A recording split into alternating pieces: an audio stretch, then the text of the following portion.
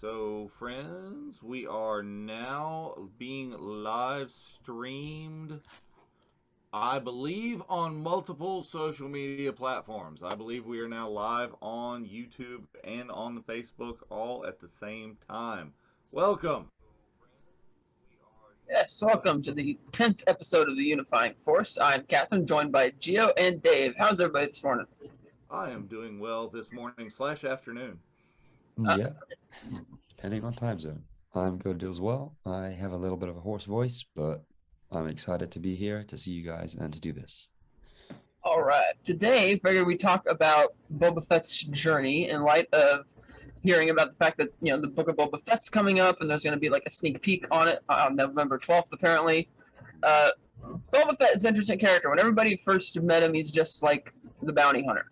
And even though he's indifferent, morally indifferent, we still hated him anyway because he's going after heroes, even though he's incredibly badass about it. But chronologically, his story begins as a clone of Jango Fett, who wanted him as payment, apparently, for part of his giving up his genes for being a clone, I think, for the clone army, I suppose.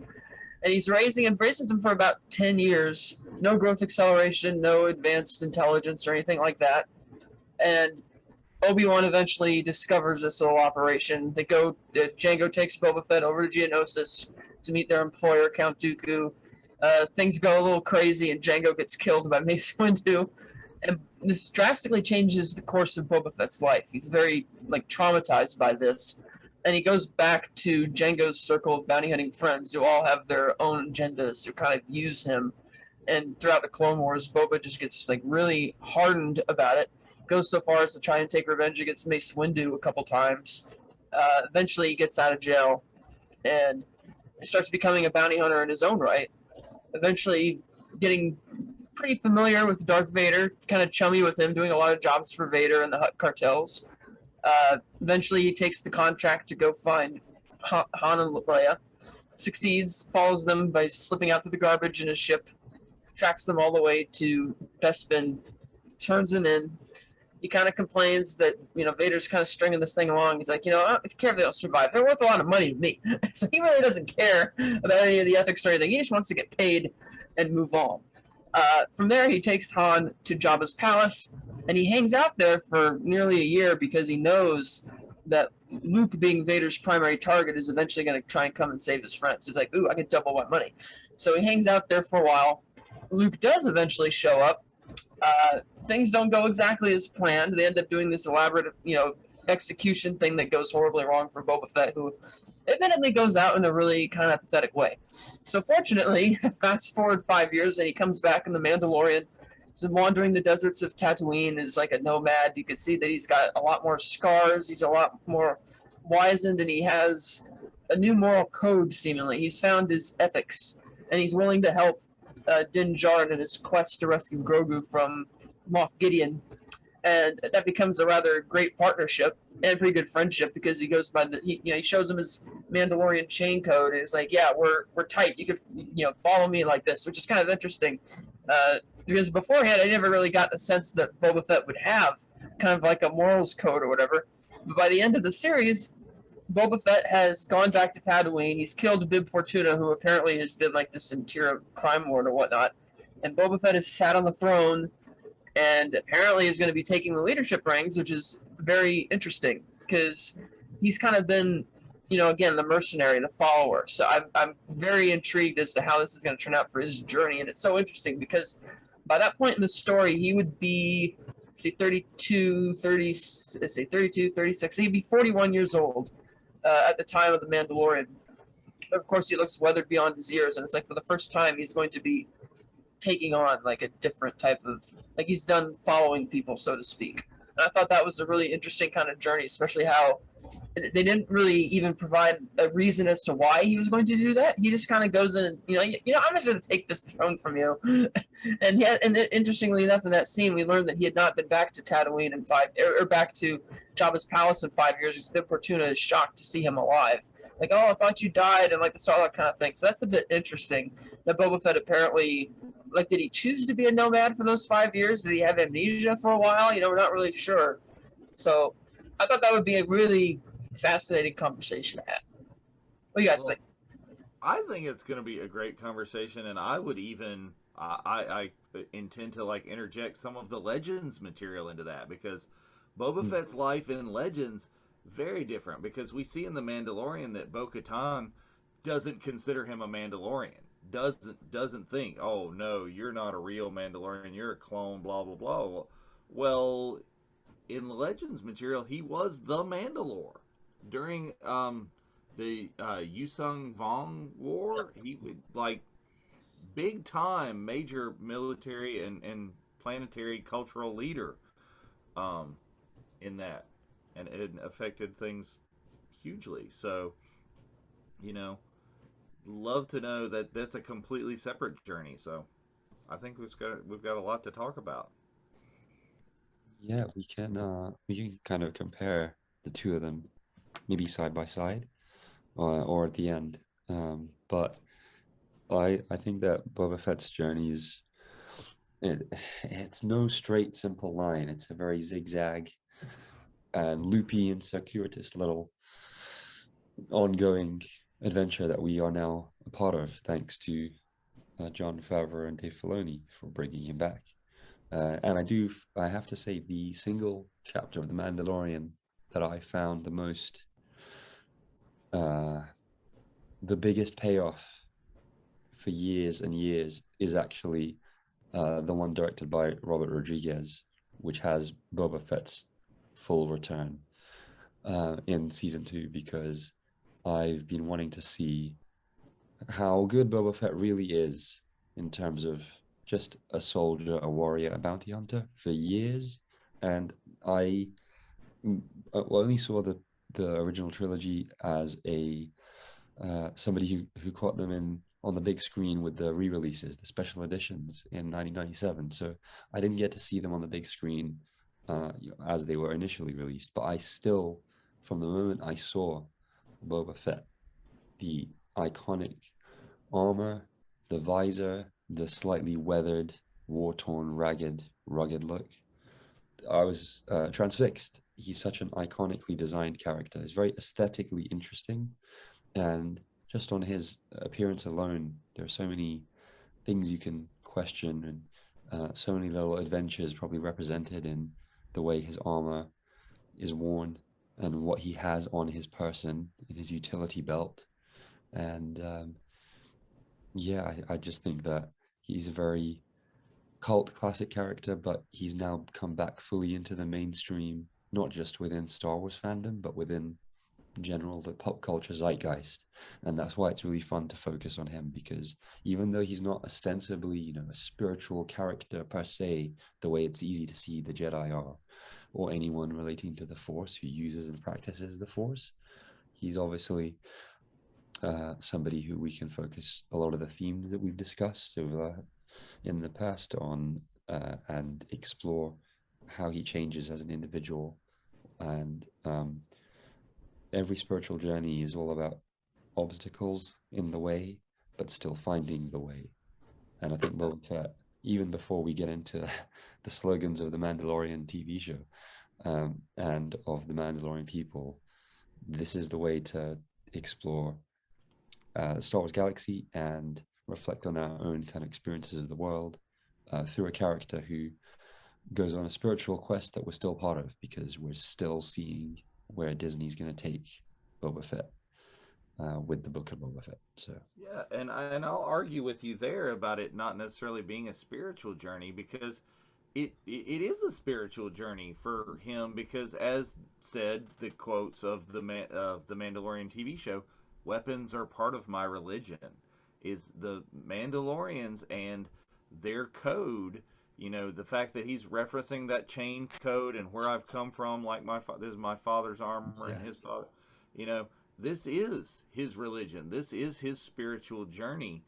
Um, One a little bit not familiar to what we would be talking about, and when we've been talking about the Force, and from the major religions of this planet that we're used to, but a religious journey nonetheless.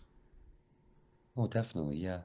I think it's a good comparison, a good juxtaposition, looking at a warrior bounty hunter character who's morally grey compared to what we're normally looking at. But the fun thing about our discussions are that we explore the full grey spectrum and see that black and white is a binary um, mindset that isn't that useful, not only in the Star Wars galaxy, but in our world too. The whole idea of duality can cause a lot of dissonance and confusion amongst people and amongst groups, and can lead to conflict and war. And we see that in Star Wars cyclically happening over and over again, and we see it happening in our world over and over again. Um, and when there is something that is grand and unifying, such as the Force, it can bring people together. And even though Boba Fett, we don't know anything about his specific perspective on things like the Force and destiny, he does seem to be somebody who very certainly believes in his own strength of heart. He has incredible emotional, mental, spiritual resilience, as well as physical constitution and resilience to survive the pit of Carcoon. And even we don't know how many years, how many months he was actually down in the belly of the Zarlak, but uh, at least in canon now, he is officially alive, on screen, active, engaging with other characters, bringing new people into our experience of Star Wars, and returning. I think in maybe the most. I am very biased. I wouldn't have said I'm a Boba Fett fan above anything else in The Mandalorian, but I've always loved Boba Fett. I think it's the most glorious episode beyond the finale of The Mandalorian season 2 by a considerable margin, just to see him do his warrior culture thing on screen. And it's a very satisfying payoff for a fan. Because Boba Fett was introduced as a very blanket, generic character. He was a white armored Imperial super commando, um, a member of a generic group of elite stormtroopers, essentially, with jetpacks and big rifles. He wasn't essentially a character of interest or note when he was initially pitched. And I actually have a Star Wars action figure of the Imperial Super Commander, essentially a Boba Fett concept artwork. And then obviously they evolved during the development of The Empire Strikes Back to become more interesting, became a singular character. And then he had a name, and his story was expanding with each kind of, I guess, iteration of the Mandalorians, and with the bounty hunters that were introduced in The Empire Strikes Back. And I think we're Well, very lucky. I think expanding to see Boba Fett expand culturally, because what you're talking about, the episode coming in and the fighting styles that you see of Boba Fett is bringing more into the actor, into Tamora's thing.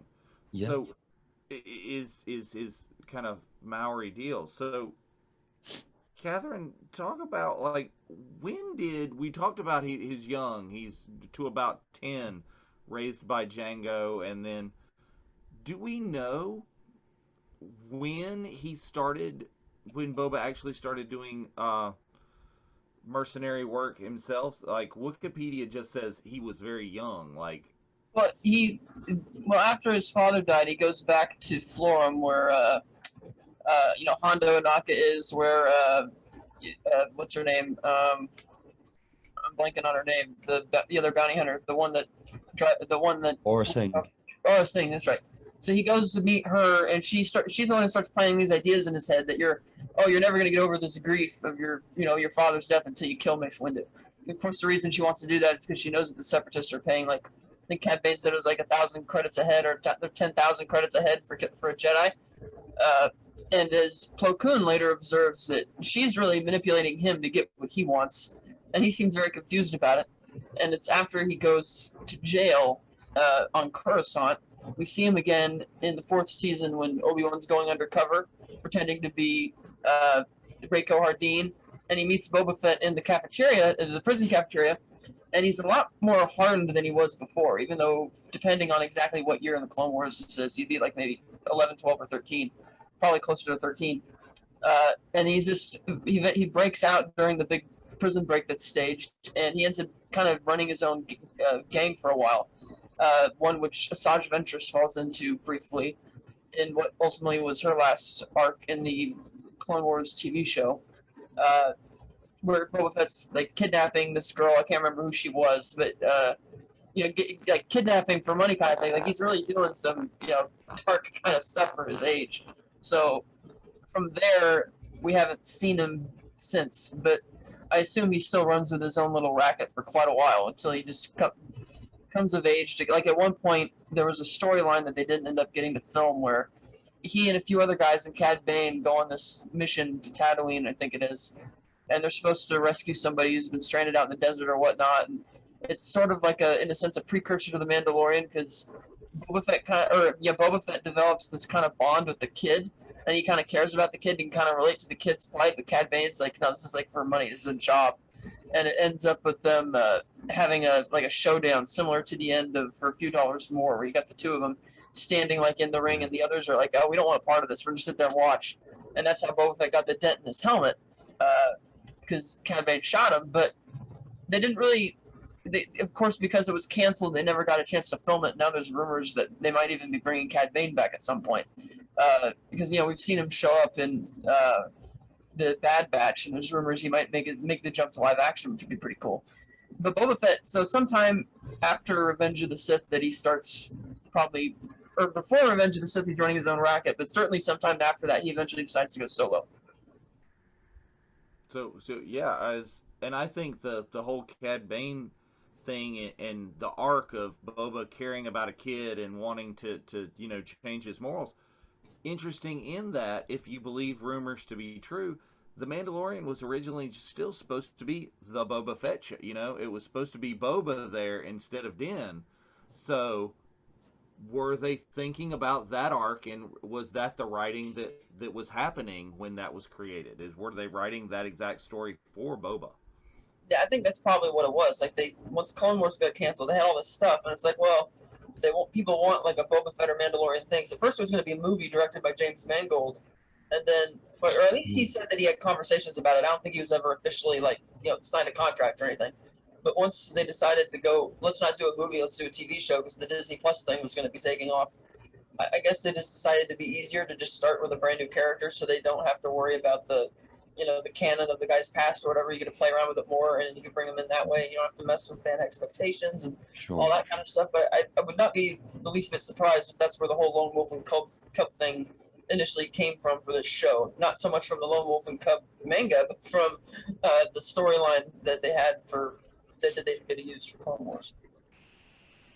But I do like the idea that even there, if they got to film that series, it would have been interesting, because through the Clone Wars, you're seeing Boba's arc where he's getting more hardened, like I mentioned. But then in that arc that they didn't get to film, he's like compassionate, which would have been interesting to see, because that seems to start a trend. Because if he's compassionate there and this with his kid, then eventually he gets to where he is in the original trilogy, where he's just an impassionate. He's not in it for any type of morals. He's just here. I'm here for the money. And I wouldn't be the least bit surprised if he ran into Han Solo sometime after Return of the Jedi. You wouldn't really have a beef with him. It's like, dude, you owed a debt. I'm a bounty hunter. I collected. I'm not against you or anything. And seeing the Mandalorian, he's a lot more ethical. Yeah. So somehow it would. I think it's an interesting story that they could still tell at some point at Lucasfilm, how Boba Fett goes from being this more hardened, almost like a persnickety type kid by the end of the Clone Wars, to starting to kind of mature and come off that a bit.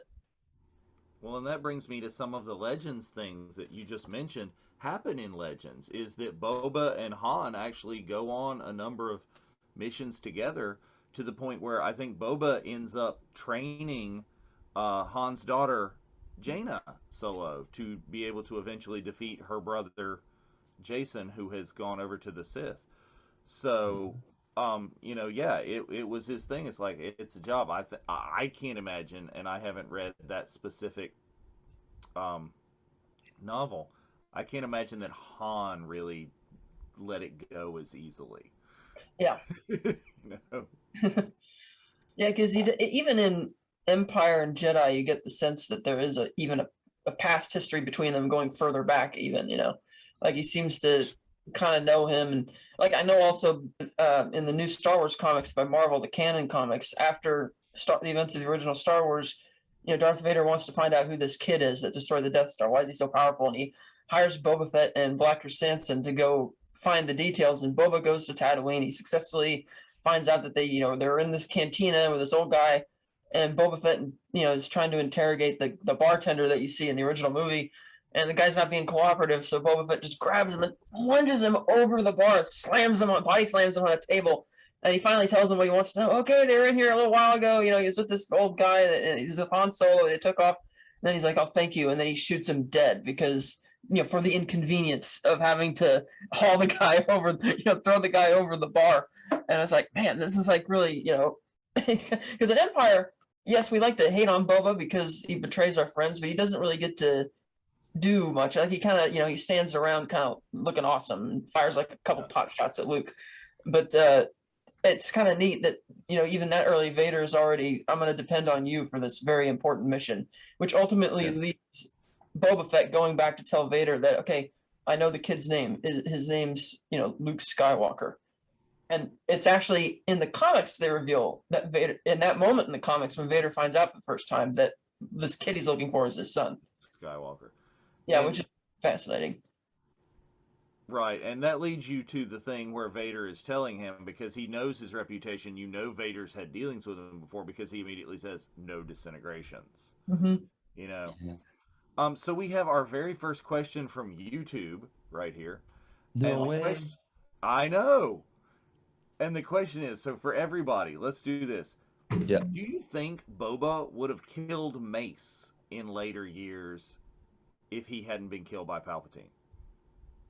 Let's start with Gio. He would have definitely attempted to finish that mission. Yeah. I don't know if he would have been successful. Was the question implying would he have managed to actually kill Mace Windu? Or would he have attempted to? He definitely would have gone for another few assassination attempts, but I think he would have been sticking to his personal and Mandalorian and bounty hunter code, and so not make it, like Jango Fett, I think, hired Zam Wesell to assassinate Padme Amidala in Attack of the Clones at the beginning. And Count Dooku was in charge overseeing that entire operation to orchestrate the Clone Wars beginning. I don't think Boba Fett would have hired someone else. He would have definitely wanted to be the person who executes Mace Windu himself. And it wouldn't have been, a sniper fire from afar, or, a bomb on a gunship, or a Jedi starfighter that's detonated because he's tampered with the engine. It would have been Boba confronts Mace Windu, has a duel maybe with a dark saber in his hand. I think his upbringing and what he experiences would mean he would definitely confront Mace Windu. He'd want to kill him to avenge his father. He was absolutely traumatized in the arena on Geonosis, watching Jango Fett essentially be, I wasn't going to say owned, but he kind of was.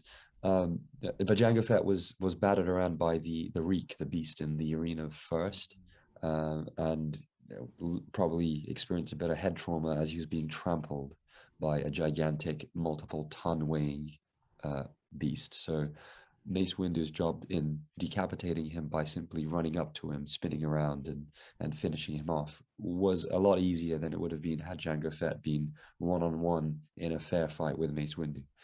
And that's even with Mace Windu having his lightsaber, because Mandalorians always have been raised to use weapons that can kind of avoid the clash of a lightsaber and keep you at a distance safely. With a flamethrower, with obviously the lasers, the jetpack, the rope, the cord, and various blades in their wrists. He definitely would have gone for Mace Windu again. Yes. Yeah. I feel that if it was the original trilogy era, yeah, he'd be out to kill him, like laser focused. If it was the Mandalorian era, I think he would understand the circumstances more about what was going on. It's like, yeah, you were about to execute their friends. They were obligated to come save them, and that's kind of, and really, the only reason Jango goes after Mace Windu is because of his ego, because he can't stand the fact that Mace Windu got this, snuck up on him like that, and so I think Boba Fett, even as later as he would understand that, but I still think he would feel obligated to try and kill him to avenge his father, albeit I don't think he would be rageful about it. Whereas if it was the original trilogy era, where he's more mercenary type of guy, doesn't really give a damn about anything, then he would probably be much more rage driven. But I think he would maybe at the very least attempt, or if not, if there's something maybe in the Mandalorian culture where you could have like maybe it doesn't have to be a lethal fight, like he feels the need to challenge him and best him in some way if you were ever to cross paths with him again. Yeah. So having the benefit of both of your answers, is I'll give you mine. I think that could have been, another Obi-Wan slash Darth Maul arc. Is you see these skirmishes between them over and over again. Whether one gets injured, the other gets injured. You see that kind of thing happening again throughout time. Is maybe they don't. Maybe one time there is some sort of like sniper assassination, he misses, or one is gravely injured and then comes back to see them again. You might end up seeing the duel you get with something like you see from Moff Gideon and Din Djarin, is Beskar spear versus saber, is that's what I wanted. Kind of things. Because that's another point, because as we know from the legends, the Mandalorians during that lengthy war with the Jedi had held their own very well, even though they ultimately lost the war. And I know that like Gideon was really impressed to see that Din Djarin had this Beskar spear. It's like, oh, you have that, which is, I'd be interested to see. It's a good question. What happened to the rest of it? Because even in the first season of Mandalorian, people see the Beskar and they're like really impressed by it. Like when Din Djarin goes to the armor and he has all this Beskar, and immediately the other Mandalorians are kind of breathing down his neck about it. And it's like, we know that the Empire had some of it and remelted it and stamped it with their Imperial logos. But I'd imagine there would still be some of the weapons and stuff out there. But yeah, I think Boba Fett in his later years would still feel that obligation, even though. It's kind of interesting now to think about it, because as we saw in Clone Wars, when Mace Windu finally had the opportunity to come face to face with Boba Fett outside the Republic prison, Boba says Boba didn't even seem that mad. It's like he was trying to come up with an excuse, explain himself because he's been caught. And Mace Windu says, well, it's not my problem. You're the one who's going to have to live with it. Whereas with Obi-Wan and Darth Maul, I feel Obi-Wan would be more inclined to want to kill Darth Maul simply because he was a Sith Lord. And the Jedi, the Sith are very much the enemy of the Jedi, whereas I don't think Mace Windu would actively try and engage him, and I'd imagine that would probably anger Boba Fett. Like if Boba Fett were still an adolescent when he encountered Mace Windu again, and he probably wanted to fight him. It's like, fight me, type of thing. And if Mace Windu were to just stand there, he's like, no, because I have no quarrel with you. That's not the Jedi. I'm not the Jedi way. I don't care. That would probably take him aback. But you're right, though. I think that would be very fascinating to see that, even if it were done as like a comic book, like a what if comic book series.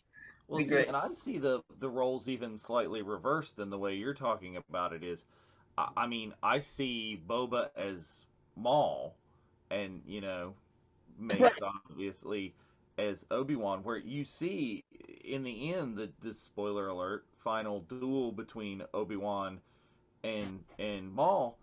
Obi-Wan dispatches him handily, but is sad to do it. I mean, it's not Yep. I've got to kill him because he's this Dark Lord of the Sith or whatever, this creature or whatever that he's become. Uh, it's kind of it's. I mean, he's less emotional about it than the Anakin duel, but it's still that just kind of resigned to this is what I have to do, and he'd have let him live if he could. If he That's just, true, because he doesn't really Yep. feel any malice for him when he dies. yeah, Yeah, it does.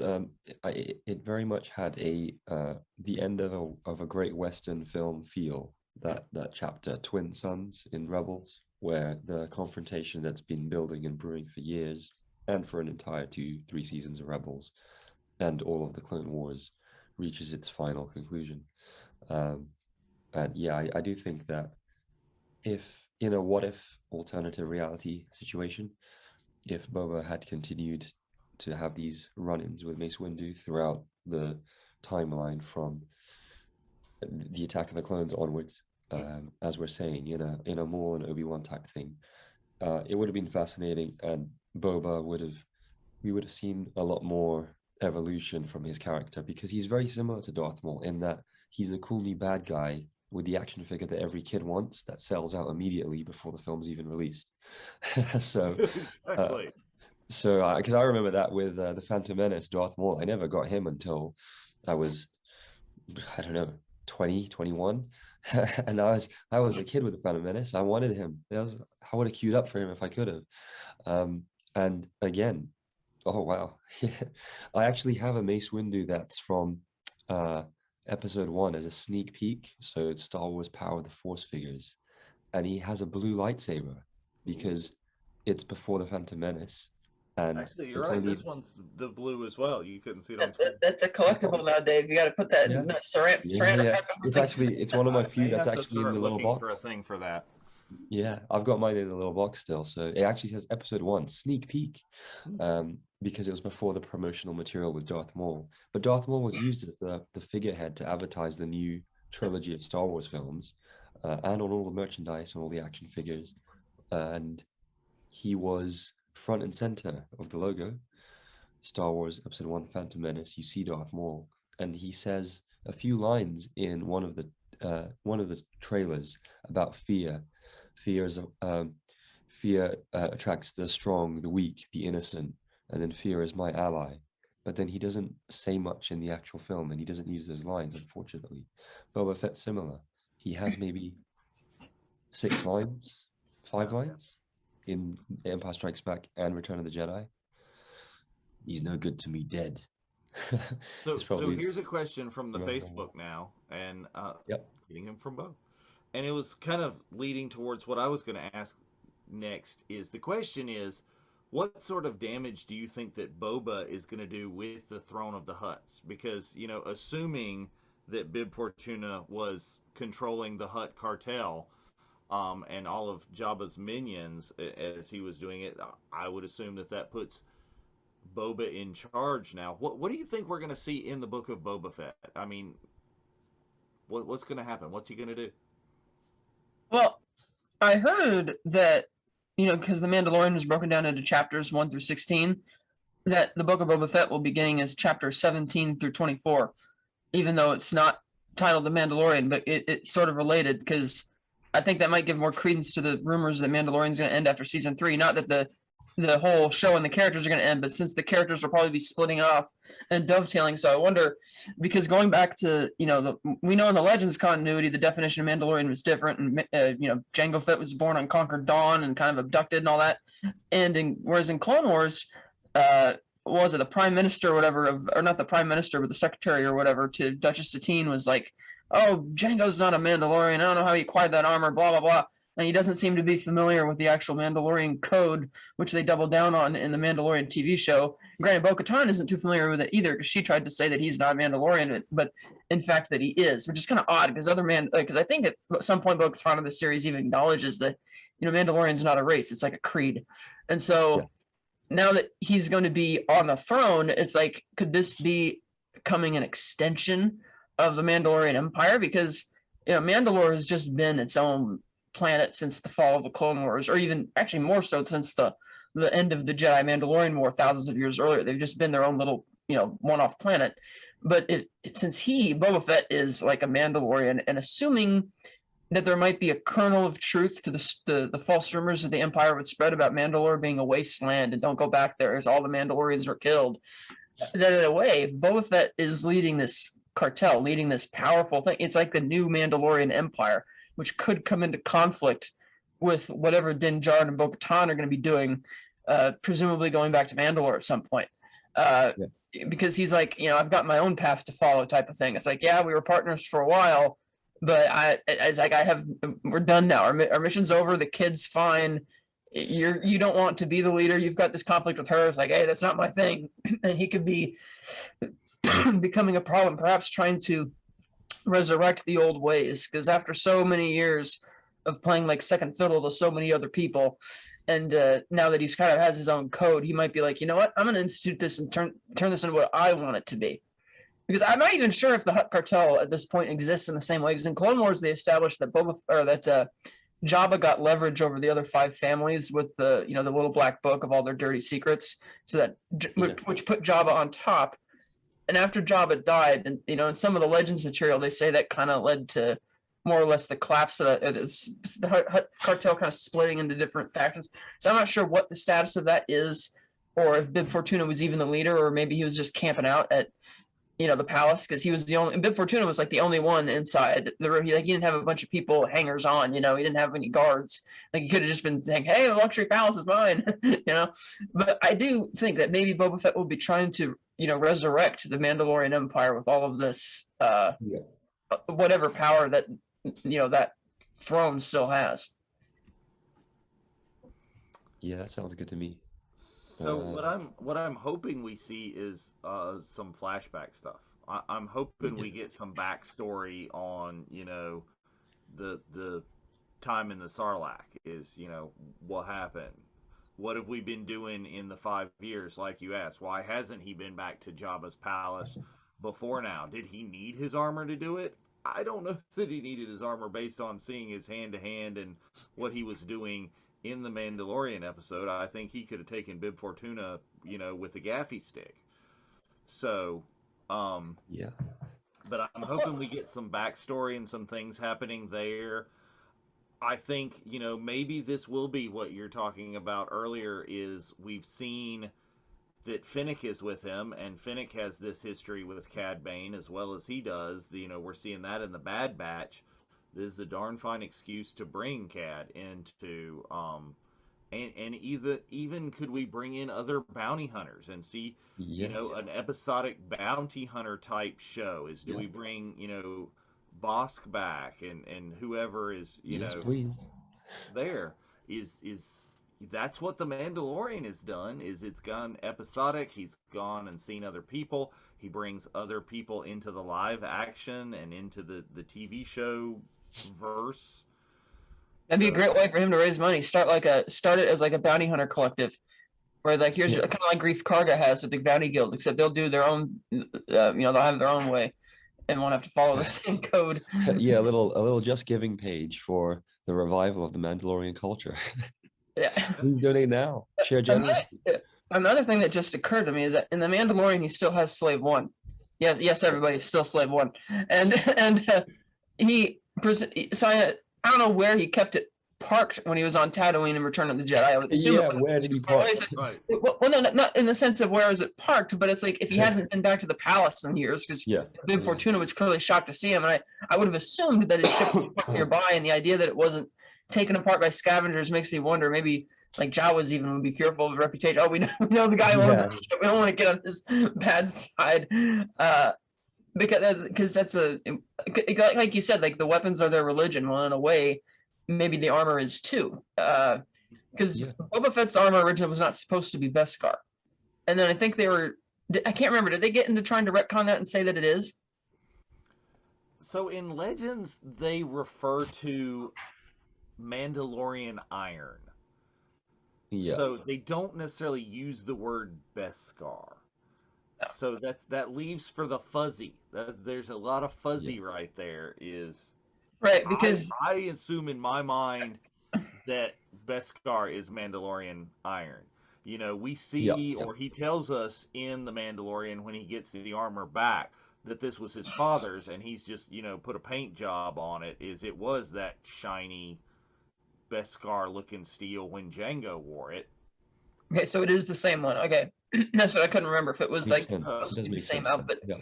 Okay, so yeah, I can see why he would therefore want the armor back. Not so much that he necessarily needs it to kill Bib Fortuna, but it's like this is part of how he presents himself. You know, kind of like Kylo Ren wants to deck himself out to look like Vader, to be intimidating. That's important to him. Like Boba Fett, this is, you know, part of his religion as well. Yeah. Because he certainly, like, because even when he sees Din Djarin for the first, when you first see him for the first time, season 2, he doesn't seem angry or upset. He sees Din Djarin escaping with the armor, and he's kind of subdued. He's like, okay, you Yeah. know, like he wants it back, but it's almost like it's this. He's not just going to run in all willy nilly and do it. Like he wants to really. He's smarter than that, which I kind of like. But it could Yeah, be that he definitely. feels that's part of his religion as well, which gives me which makes me think that he's somehow going to be bringing this religion into whatever it is that he's going to be doing on Tatooine. Yeah. Yeah, yeah. Yeah. I think he's I think very clearly we are kind of insinuating, if we haven't explicitly described, that we feel the time elapsing between the fall of the Empire at the end of Return of the Jedi and the events of the Mandalorian Disney Plus show are going to be a fascinating insight into Boba Fett's spiritual journey, because he goes through such transformation in character. Even though he's not very well defined or fleshed out on screen in the original trilogy, he is clearly content with pursuing bounties, going after merchandise, and finishing the missions that he's given by even the most dictatorial and demonic people in the galaxy, like the Empire and Darth Vader. So if he has uh, a very robotic ability just to start, acquire, complete, and obtain the gold at the end of these missions, that's how he's been plying his trade for 20 years. Since being a teenager and orphaned again, up until Return of the Jedi. Once he falls into the pit, you know, whether he's in there for a couple of days, a couple of hours, a couple of days, a couple of months, a couple of years, he's definitely had time either in there or elsewhere to meditate, to think, to reflect on who he is, what, you know, his identity means to him. Who is Boba Fett? He had an opportunity probably to, once he crawled out of the Sarlacc, to start a new identity, have a new life. But he stuck with the name. He stuck with the creed, it seems. He stuck with the dedication to the cause of being a bounty hunter, but first and foremost being a Mandalorian. And we see that in the fact that he still wants the armor back, but he's not willing to just kill people and take it, even though it does belong to him by right. And so he, from the little character we knew of him before, which was just a blanket robotic automaton doing bounties and serving the Empire because they probably paid the best, to becoming not someone who's aligned with the dark side, even though he's never been. He's in the morally gray area as a bounty hunter on the fringe of this conflict in the galaxy. He's now somebody who maybe has abstained from it and just observed for 5 years the warring remnants of the Empire fight the rebels, the rebellion, and the growing and returning Republic as the new Republic. And he's been on the sidelines just deciding, well, who am I? I'm Boba Fett. What do I need? I need my father's Beskar armor back. How am I going to get it? Who knows? Maybe that's what the flashbacks in the the book of Boba Fett will show us. But he's definitely a new character with a new philosophy in terms of his mindset. You know, from what we've seen in the Mandalorian season 2. And you bring up a good point, and maybe this is why over those years, however many years it's been since he got out of the Sarlacc and without his armor, is why didn't he just go take it from Cobb Vanth? Yep. Because I Yeah. mean, he could have easily. Yeah. So Yeah. and Colvanth looked skilled, but I don't think he could have handled that Maori kind of Filipino martial arts single stick combat. That was absolutely incredible to watch. I still love that chapter. so let's throw this question out. As I'm not even acknowledging Spencer's other comment about Slave One on the no. no, that didn't exist. So, but is this journey an inevitable journey for a Mandalorian? Because we kind of see a similar journey take place with Din Djarin. Is some of the first words that we hear him utter are, "I can bring you in warm, or I can bring you in cold." And we end with him removing his helmet in violation of his code before other people to snuggle with Grogu. You know, is this kind of journey inevitable as a Mandalorian? Do we see evidence? Ooh, very nice. Do we see evidence of that in other Mandalorian stories? Satine, Bo-Katan, is others in Legends. Go. Well, in his Din Djarin's case, he was like raised in an offshoot, radical offshoot cult kind of thing, and it seems that the purpose of having the Grogu character was to facilitate the change of him getting unbrainwashed, if you will. Because like when he had his first, right? Because when he had his right, because when he had his first encounter with Bo-Katan, even though she saves his life, he's not very thankful or grateful. He can't stand that she's not wearing the helmets, and you know, like, oh, he's one of those people. Whereas now that he's finally fallen out of it, you know that's going to cause issues with the armor down the line. But as for whether that relates to other Mandalorians like Satine, it's like I didn't feel that Satine had in any way, shape, or form embodied the whole Mandalorian code. She was like total pacifist. She didn't want to even acknowledge that iconography because that's what the Death Watch had adopted on the moon out there, because they didn't, you know, she wanted to do this completely different thing where I'm going to pretend this whole culture and everything we've been is irrelevant and there's nothing there. And so in a sense, you could say there's an inevitability that was never going to work, that, you know, trying to deny who you are and who the people feel they are is not going to, you know, it's going to collapse in on itself at some point. But, you know, we've seen a bit of Bo-Katan's journey as well. We get why she's the way that she is, a bit more, you know, she sticks to her own code as well. Like we saw in the Rebels TV show, what was going on with her family and how they wanted to maintain their power by being subservient to the Empire, and that really didn't jive with, you know, sister, and you know that kind of, whereas Bo-Katan's kind of was a bit more understanding of it because like, hey, we can't let ourselves get wiped out. Whereas now you see Bo-Katan in the Mandalorian, and now that the Empire has kind of fallen, she's like, I think she wants to go all out. I think she would be more interested in adapting the old school Mandalorian ways from Legends. She's like, you know, we've been subservient to these Empire people for too long. Let's finish the job. Let's wipe them out, you know? And you can understand from her backstory where that comes from. So there's a lot of change, the semblance of change with certain characters, but as far as the unbrainwashing thing with Din Djarin specifically, I'm not really sure. At least for other Mandalorian characters. I mean, I suppose it's somewhat as I feel it has to do with how a Mandalorian or how that particular character deals with death. Is, you know, we've seen the hints that Din fell into the cult, the Death Watch like people, because that's who adopted him after his parents were presumably killed. You know, is we've seen how Boba dealt with the death of Jango, was to continue and go down that dark path to it, and Boba accepted. You know, did Death Watch become Death Watch because of Maul? Was Death Watch going there anyway? Yeah. You know, and Bo-Katan obviously dealing with the death of Satine, and you know, going the opposite way, because who killed Satine? It was the people that were the cultists. Yeah, I think that Satine represents an aspect of Mandalorian culture which we see very little of, but definitely exists.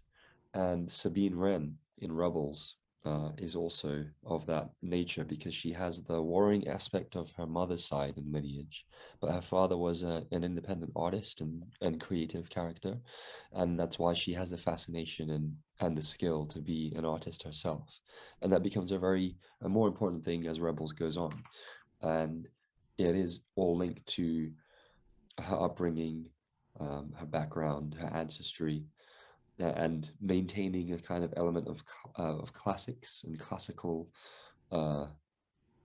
creativity and art and expression. And what was I thought incredible about Rebels is that they touch on this kind of cultural melting pot that is the galaxy of Star Wars, because Thrawn is fascinated with Mandalorian culture and has studied it, and he's a collector himself of artwork and artifacts. And we know that he actually really enjoys music as well.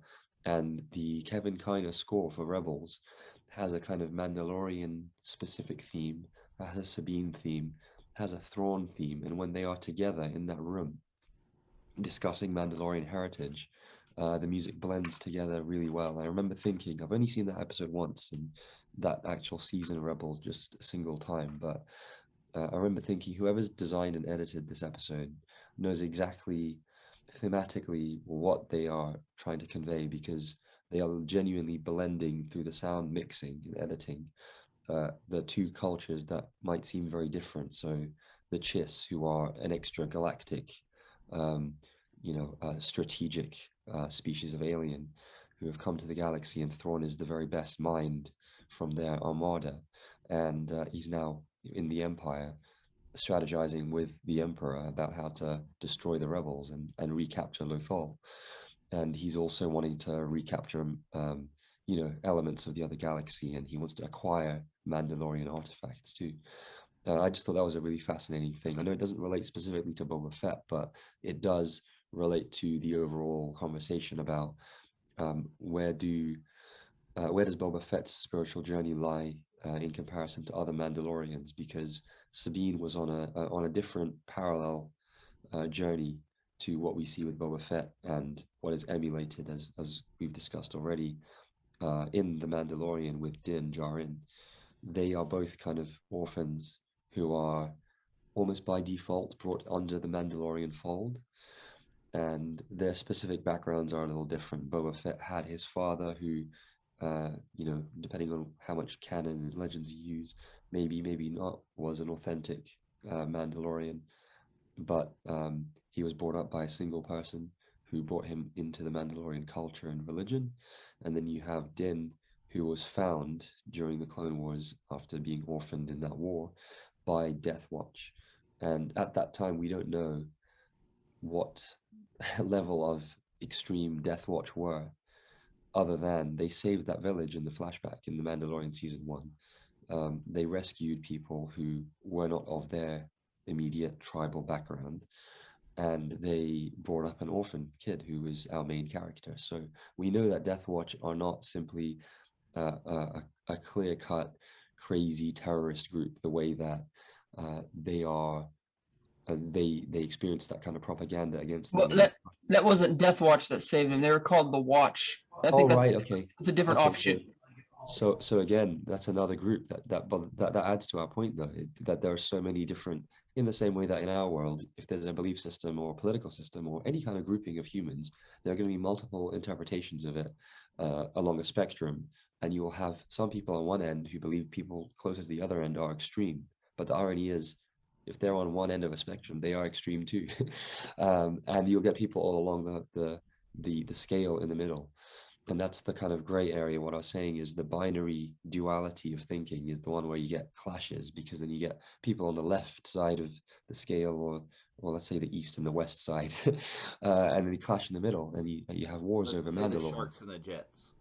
Yes, there you go. Because saying left and right sounds too political. Saying east and west sounds too real world geographical. So Sharks and Jets is perfect.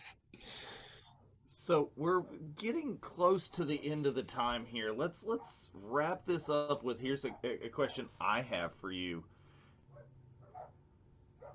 Forget what Lucas says. Forget what Lord Filoni says. Forget what Favreau says. Is Boba Fett a real Mandalorian? Yes or no, and why? Catherine?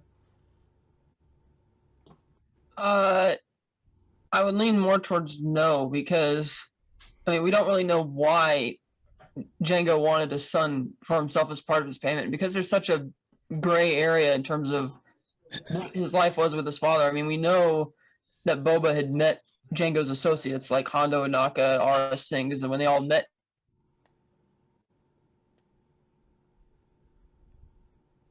Oh, Hello? I think we got through the whole thing and Catherine's frozen at the end. Oh no. Well, hopefully she will be back. Gio, we'll go to you while she's frozen. Okay, sure. Is Boba Fett, in my opinion, a real Mandalorian? I'll have to define a real Mandalorian. My interpretation of what we've seen on screen is that. Oh, Catherine, do you want to finish your sentence? Oh, you're back.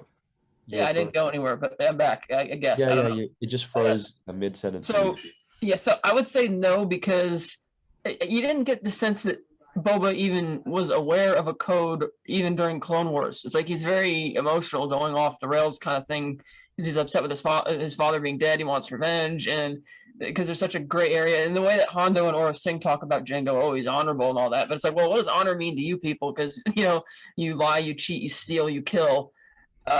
And yeah, I mean, obviously we know that at the time Lucas was in charge, he was saying there's no congruent continuity with like who's saying what. Like obviously when Lucas was in charge, oh, he's not a Mandalorian, they're just like this offshoot. Now Filoni's in charge, he's like, no, people wanted to be a Mandalorian.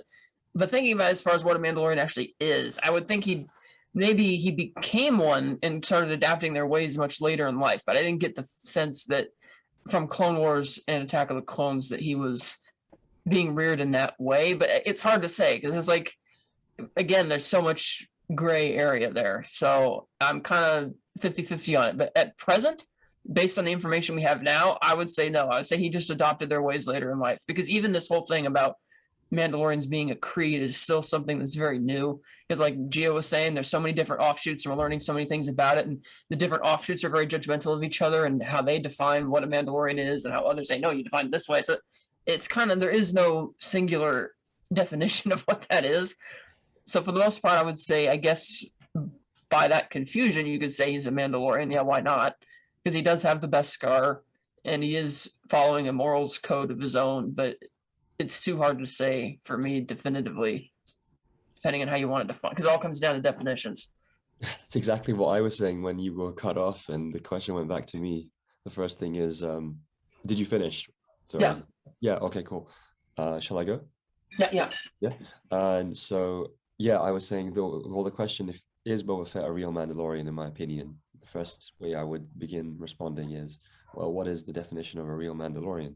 So from everything that I've seen, just subjectively to me, and this will be influenced by, is this an answer just going by the current Star Wars canon, or can I allow Legends EU influence? You can do anything you want to. It's okay, your cool. head canon. Yeah. It's what so you for me, EU and Legends is as important as canon because it all contributes to the overall expansion of the universe of Star Wars and world building, and it enhances the characters and the cultures, specifically relating to this question. So I think a real Mandalorian is somebody who authentically believes they are a Mandalorian, whatever that means, and lives by a set of core principles that are in alignment with what is generally a commonality amongst all people who hail from Mandalore, whether they are specifically, officially, ethnically Mandalorian, whether they are a foundling, an adoption person,